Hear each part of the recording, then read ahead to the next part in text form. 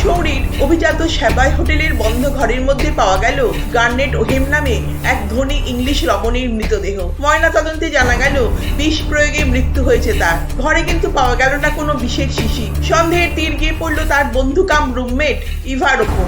উদ্দেশ্য ওহেমের সম্পত্তি আত্মসাৎ করা। কিন্তু যে রাতে ওহেম মারা যায় সেদিন সকালেই ইভা পাড়ি দিয়েছিল লখনৌয়ের উদ্দেশ্যে।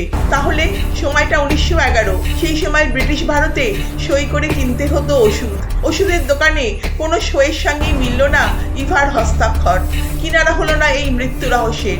তবে নানা দেশের সংবাদপত্রের হেডলাইন হয়েছিল ঘটনাটা। 1920-তে প্রকাশিত হলো আগাথা ক্রিস্টির প্রথম ডিটেকটিভ নভেল, যার প্লটের সঙ্গে কি অদ্ভুত মিল এই মুসৌরি রহস্যে। বন্ধ ঘরের ভিতর পাওয়া গেল বিষ প্রয়োগে মৃত এমিলিকে। তবে এই গল্পের হত্যাকারী ধরা পড়েছিল গোয়েন্দা হারকিউল পোয়ারোর ক্ষুরোধার বুদ্ধির কাছে। সে হলো তার স্বামী অ্যালফ্রেড।